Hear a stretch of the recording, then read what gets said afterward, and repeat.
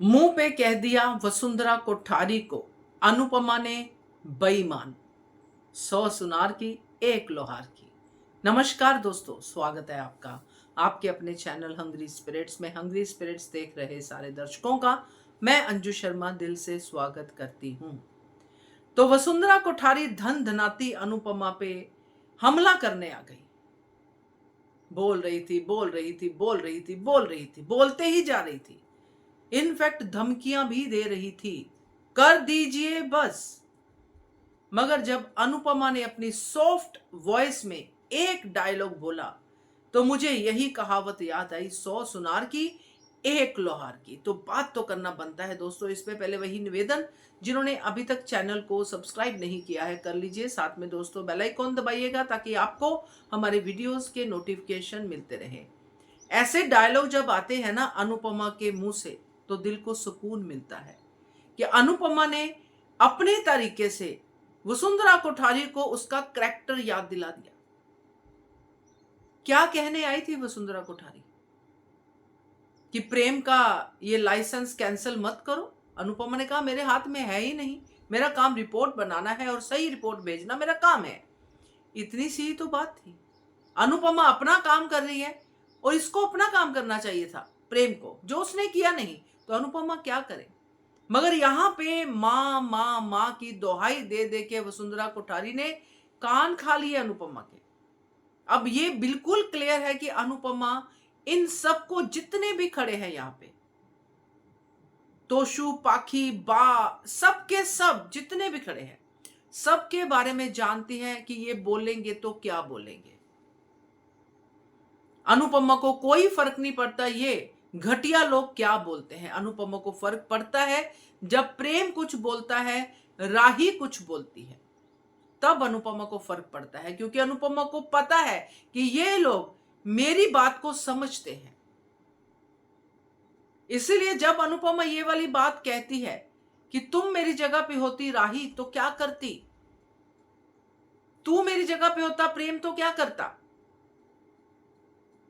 और यहां पे वसुंधरा कोठारी तपाक से बोल देती है कि मैं होती तो मैं तो रिपोर्टें ऐसे बदल देती, कैंसिल कर देती। जो भी उसका जवाब था कि मैं तो सही सही रिपोर्ट दे देती मेरे प्रेम के लिए।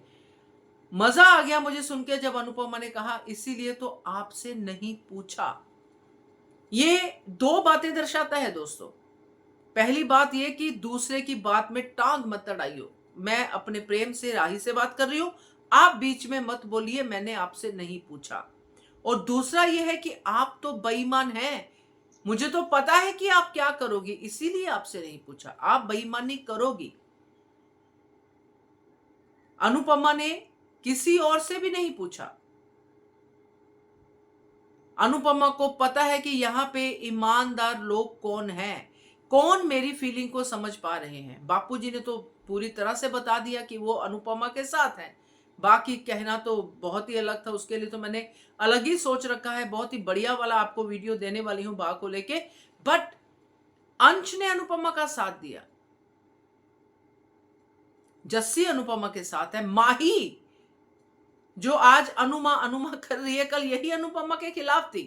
तब यही डायलॉग होते थे, एक एक लाइन माही की आती थी और वो आती थी अनुपमा के खिलाफ। जब यही संवाद इससे पहले होता, कितना पलटते हैं लोग। ये संवाद, यही चीज पहले होती और गौतम और माही में सब कुछ ठीक होता, तो माही ये उल्टे डायलॉग बोलती कि मोटी बात सही कह रही है। आज कह रही ना अनुमा सही कह रही, मोटी बात सही कह रही है। तो ये पूरा का पूरा जो जाल था ना, जो पूरा पूरा परिवार का जो रिश्तों का बोझ था, जो अनुपमा पे डाला जा रहा था। अनुपमा ने जब अपनी आवाज उठाई कि मुझे क्यों बोला जा रहा है, सबसे ज्यादा तो मेरी तकलीफ है। आप लोग तो अपना अपना फैसला सुना के आगे बढ़ जाएंगे कि अनुपमा ने सही किया या अनुपमा ने गलत किया। मगर अनुपमा ने किया ये तो अनुपमा को डिसाइड करना है। उसके लिए क्या प्रेम के रेस्टोरेंट की रिपोर्ट ऐसे बनाना अच्छी बात है? उसके दिल के लिए बहुत अच्छी बात है? नहीं है। उसके लिए सबसे बड़ा, मैं बताती हूं अनुपमा का सबसे बड़ा दुख क्या है। रिपोर्ट अनुपमा का दुख नहीं है, उसमें वो बिल्कुल क्लियर है कि उसको जो लिखना है वो वही लिखेगी, उसका फर्म डिसीजन है। उसको दुख इस बात का है कि प्रेम ने रेस्टोरेंट डिजाइन किया, रेस्टोरेंट बनाया और प्रेम ने गलतियां की। गुरु को दुख तभी होता है ना जब बच्चा, उसका शिष्य इतनी बड़ी गलतियां कर दे और फिर गलतियों के ऊपर पर्दा डालने की बात करे। अनुपमा के लिए सबसे बड़ा दुख यह है जो प्रेम समझ ही नहीं पाया। प्रेम आज कह रहा है कि मैंने आपकी कितनी मदद की है, आपके लिए हमेशा खड़ा रहा हूं, तो प्रेम कहां पे सही बैठता है? इसी तरह वसुंधरा कहां पे सही बैठती है? वसुंधरा क्या बोल रही थी प्रार्थना को लेके, मुझे तो वो समझ ही नहीं आया। वो डायलॉग मुझे लगता है वसुंधरा खुद ही स्टोरी भूल गई कि आप लेके गई थी प्रार्थना को। प्रार्थना को वसुंधरा के सामने पराग ने भेजा, अनुपमा ने मना किया। पराग ने इसलिए अनुपमा को कहा जाने के लिए कि आप होंगी तो दिल को तसल्ली रहेगी कि कोई साथ में है, और अनुपमा मना नहीं कर पाई। क्या वो चैप्टर क्लोज? भूल गई वसुंधरा, क्योंकि अनुपमा पे इल्जाम लगाने से फुर्सत नहीं मिलती है, इसलिए उसने ये भी चिपका दिया। वहां के हादसे की बात नहीं करूंगी, यहां से जाने की बात।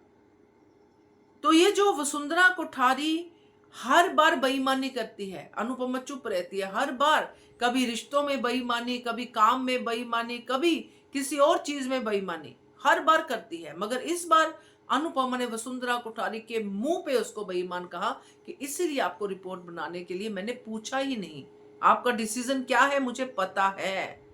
तो ये भाई इतना वसुंधरा कोठारी का बड़ बड़ बड़ बड़ बड़ बड़ जोर जोर से बोलना, धमकाना, इस सब के ऊपर भारी पड़ा अनुपमा का ये वन लाइनर की इसीलिए आपको पूछा नहीं।